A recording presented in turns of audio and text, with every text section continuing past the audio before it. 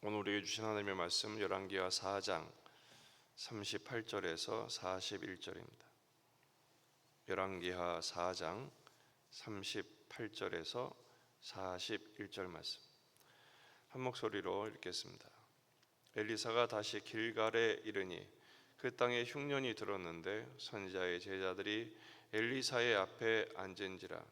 엘리사가 자기 사원에게 이르되 큰 솥을 걸고 선지자의 제자들을 위하여 국을 끓이라 하매 한 사람이 채소를 캐러 들에 나가 들 포도 넝쿨을 만나 그것에서 들 호박을 따서 옷자락에 채워 가지고 돌아와 썰어 국 끓이는 솥에 넣되 그들은 무엇인지 알지 못한지라.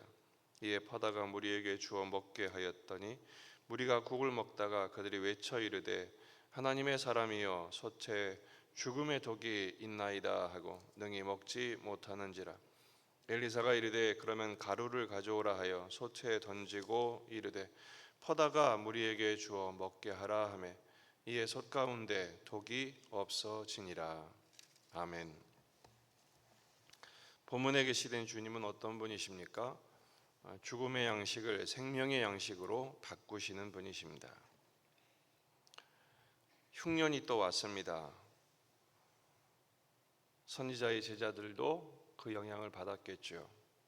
그 기근의 때 하나님께서 먹이시는 장면입니다. 흉년의 때 우리는 어떻게 해야 됩니까? 흉년의 때 먹을 것을 찾아러 다녀야죠. 그런데 오늘 본문을 보면 선지자의 제자들이 엘리사의 앞에 앉았다 그랬습니다. 이상한 장면이죠. 흉년인데 엘리사 앞에 앉습니다. 엘리사가 큰 솥을 걸어라, 국을 끓여라 명령을 합니다. 한 사람이 채소를 캐러 갑니다. 전체에게 말했는데 한 사람만 움직입니다. 참 희한한 일이죠. 한 사람을 통해서 하나님이 일을 이루십니다. 근데 들 포도 넝쿨에서 들 호박을 발견하고 그것을 옷자락에 채워 가지고 와서 썰어서 국 솥에 던져 넣습니다. 그리고 음식을 만들어서 나눠 주었는데 죽음의 독이 가득한 것이죠. 능히 먹지 못했다 그랬습니다. 엘리사가 가루를 가져와라 그래서 던지니 무리가 먹게 되었다라는 것입니다. 독이 없어진 것이죠. 오늘 본문에서 우리는 어떤 하나님을 만날 수 있습니까? 흉년에도 먹이시는 하나님이십니다. 계속 열왕기에 흉년, 기근 이런 일들이 계속 벌어집니다. 열왕기 뭐죠? 왕들의 이야기입니다. 인간 왕이 통치할 때 초래되는 것은 기근과 흉년밖에 없다는 것이죠. 그들이 왕을 왜 기대했습니까? 왕을 달라고 그렇게 아우성이지 않았습니까? 왜냐하면 세상의 번영과 세상의 그 풍성함이 부러웠기 때문입니다. 왕이신 하나님을 거부하고 인간 왕을 세운 결과는 결핍과 궁핍밖에 없다는 것을 반증하고 있는 것이죠. 하지만 그런 와중에도 하나님은 당신의 백성들을 풍성하게 먹이십니다. 엘리야를 보십시오. 그때 3년 기근이 계속됐을 때 그리시네와 까마귀를 통해서 마시게 하시고 먹이시죠. 사렙다 과부의 집을 통해서 그 밀가루와 기름이 마르지 않게 하셨습니다. 또 그가 혼자 지쳐 있을 때도 천사들을 통해서 떡과 물을 공급하셔서 먹게 하시죠. 오늘 선지자의 제자들은 지금 먹지 못할 것이지만 하나님이 죽음의 양식을 생명의 양식이 되게 하셔서 먹이시는 하나님이십니다. 광야에서는 40년 동안 단 하루도 빠짐이 없이 만나를 통해서 그들을 먹여 주셨습니다. 이 이야기가 왜 자꾸 반복될까요? 그 이야기는 지금 이 열왕기를 읽고 있는 독자들이 포로들입니다. 이스라엘의 나라를 잃고 먼 외국의 전쟁 포로로 잡혀가 고생하는 그들에게 하나님은 너희들을 먹이신다. 그럼에도 불구하고 먹이신다라는 것을 강조하고 있는 것이죠. 여러분, 우리는 흉년의 때 어떻게 해야 됩니까? 물론 먹을 것을 찾아다녀야 합니다. 하지만 더 중요한 우선순위가 있습니다. 지금 이 제자들이 어디에 있습니까? 엘리사 앞에 앉았다라는 부분이 중요합니다. 엘리사 앞에 앉았습니다. 왜 앉아 있습니까? 할 일 없어서 앉아 있는 게 아니죠. 엘리사는 선지자입니다. 하나님의 말씀을 가르치는 사람이죠. 그들은 말씀 앞에 앉은 것입니다. 엘리사 앞에 앉은 것이 아니라 하나님의 말씀 앞에 앉은 것입니다. 진정한 왕이신 하나님의 통치를 받기 위하여 하나님의 통치가 이루어지는 말씀을 통해 통치하시는 그 하나님 앞에 앉아 있는 것입니다. 하나님이 엘리사를 통하여 명령하시죠. 국을 끓여라, 솥을 걸어라 명령하신 것입니다. 그 한 사람이 열심히 했는데 문제는 그 채소가 들 호박에 독이 가득했다는 것입니다. 독이란 단어를 보면 죽음입니다. 죽음. 먹을 수 없습니다. 산에 가면 버섯들이 있는데 화려하고 예쁘고 색깔이 화려한 것은 대부분 무슨 버섯입니까? 독버섯입니다. 인간의 최선, 한 사람의 헌신은 훌륭했으나 그 최선이 독일 수도 있다는 사실을 말씀하고 있습니다. 오늘 본문에 그것을 강조하죠. 소태, 너태 그들은 무엇인지 알지 못했다. 그래서 우리는 알지도 못하고 최선을 다한 것이 전부인 것처럼 생각하지만 그 속에 독이 들어있을 수 있다는 것입니다. 그러니까 항상 우리는 살펴보아야 합니다. 아무리 알고 싶어도 알지 못하는 경우가 많아요. 우리가 음식을 먹죠.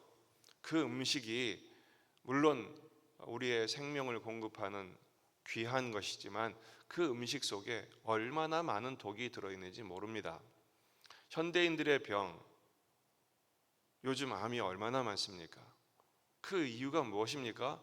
우리가 먹는 음식 속에 독도 들어있다는 것입니다. 한 번은 제가 수술을 앞두고 있었는데 얼마나 조심했겠어요. 그런데 누가 한번 먹어보라고 좋은 거라고 비닐 한 포를 주더라고요. 그걸 먹었는데 간 수치가 확 올라가지고 수술을 연기해야만 했어요. 좋은 약이었습니다. 근데 그게 간에는 독이에요. 우리 인생이 그렇습니다. 아무리 좋은 음식인 것처럼 보이고 우리가 볼 때 이것은 좋은 것이다. 돈과 힘과 명예와 권력과 즐거움과 이것이 우리에게 좋은 것인 것처럼 보여도 우리 인생을 파괴하는 독일 수도 있다는 사실입니다.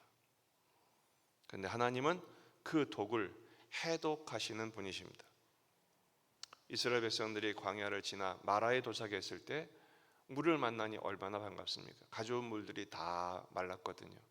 그런데 그 물이 마라, 쓴 물이었어요. 독이 가득한 물이었습니다. 모세가 나뭇가지를 던지니 단물이 되죠. 엘리야가 여리고에 물들이 나빠서 열매들이 떨어지고 불임하는 사건이 벌어지자 어떻게 합니까? 소금을 던져서 그 물 근원을 치유하지요. 오늘 엘리사는 가루를 넣습니다. 다들 이게 무슨 가루일까? 굉장히 논쟁이 많습니다. 주석을 보아도 밀가루다, 곡식가루다, 무슨 가루다 말이 많은데요. 사실은 오늘 본문에서는 가루보다 중요한 것은 엘리사의 멘트입니다. 41절을 보면 엘리사가 이르되 그러면 가루를 가져오라 하고 솥에 던지고, 우리는 여기에 초점을 두지만 뒤에 있는 말이 더 중요해요.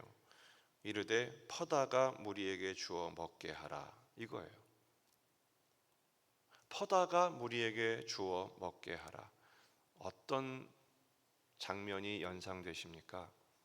가나 혼인잔치에서 파티가 벌어졌는데 포도주가 떨어졌어요.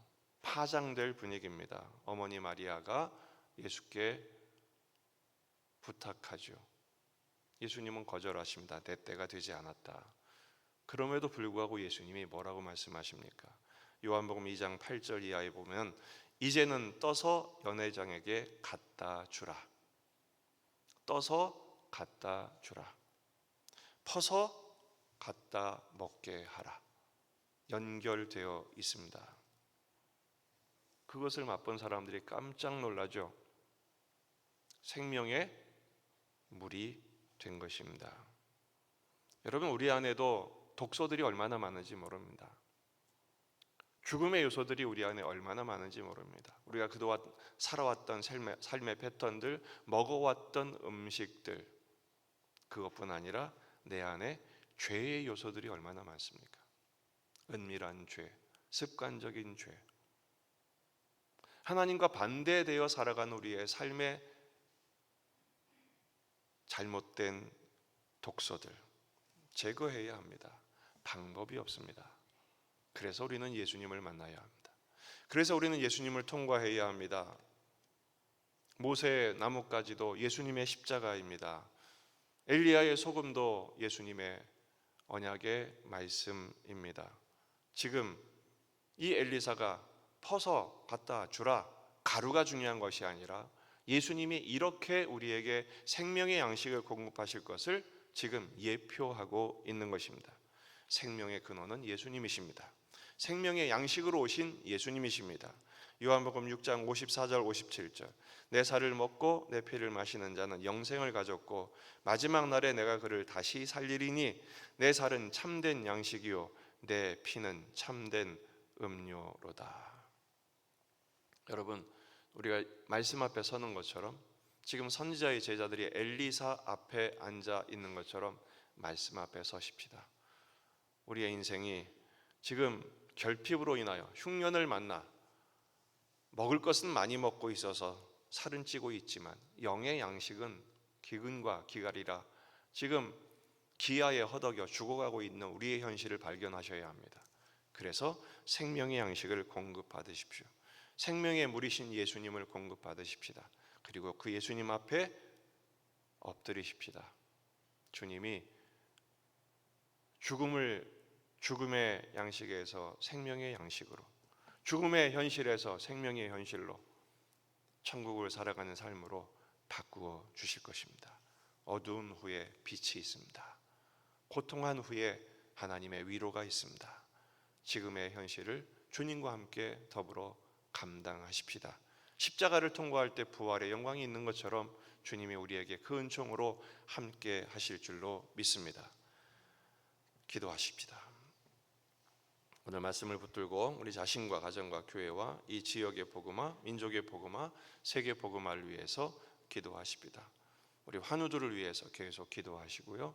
또 전쟁이 멈추도록, 슬픔에서 위로하시도록 여러분 가져온 기도 제목들을 가지고 간절히 기도하시다가 돌아가시겠습니다. 다 같이 기도하겠습니다.